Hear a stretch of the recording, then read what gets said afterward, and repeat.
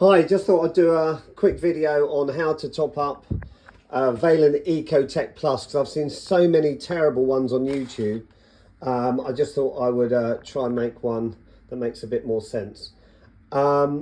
Basically, if you see, if you need to top your pressure up because you get a fault code, or you see a flashing pressure on here like that and your boiler's not working, on these old Ecotec Pluses, you've got an analog gauge too, as well as a digital gauge, which is quite useful because sometimes the digital ones go faulty, but at least you can reference the analog one to see how it's going.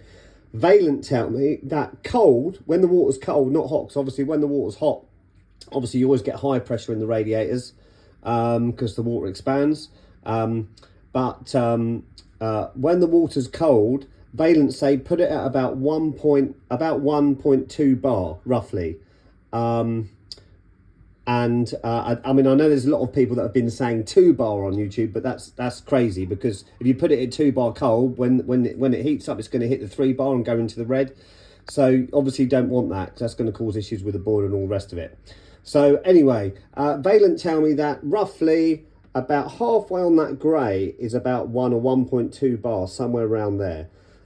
Always remember, when you top it up, it's always best to put too little in rather than too much, because if you put too much in, it's probably going to be a call out for an engineer, which is going to cost you money. So you can always put a little. Don't worry about having to put a bit more in. Just make sure you don't put too much in. Underneath, you've got two on this model. You've got two taps, which both say closed on them at the moment, because what's happening is when you open these up, you're letting water in from the mains into your radiators. Best thing to do, some people do them both at the same time. I personally wouldn't. You can open up them both separately, one at a time. Doesn't matter which one first. I would just basically open one up first of all, and then when you open up the other one, whichever one it is, you will hear the water start to go in. But just get a feel. Sometimes it's best just to do a quick little burst and just get a feel for how quickly the pressure is going up, because some people's water pressure is quicker than others. So I'm going to just open it and close it just to get a feel for it. Okay, so that's the best way to do it. Just open it, you hear the water going in, and then you close it.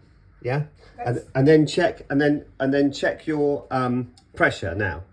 So I just gave it a little burst, and you see it's already at 1.1, and it's not halfway up the grey, but you could probably go to about halfway up the grey if you wanted to, I'd say. So I'm going to put a little bit more in. That's 1.2, and what are we at there? It's only a quarter on the grey, isn't it? So I could probably get a little bit more, to be honest. Okay, so we're just going to open that again, open this one again here. Yeah, there you go. What we've got, there you go, 1.3. So that's about, that's fine. You can probably go 1.5 maybe, but that's fine. It's always best to put too little in than too much, because you can always add water, but it's harder to take it out. Just remember that. So once you've got that at about the right pressure here, then you can just make sure they're both closed afterwards, because you don't want, see, turn that one off as well. You don't want water constantly going into your radiators, because you're going to cause problems. There's a pressure release valve that sends it outside if you do that, but then it's going to cost you more money in a repair. Okay, so I hope this has been useful. Thanks very much. Bye. Also, if you've got that on your screen, just the central heating temperature, and you want to see the digital readout, you can press I twice and it gives you the digital readout.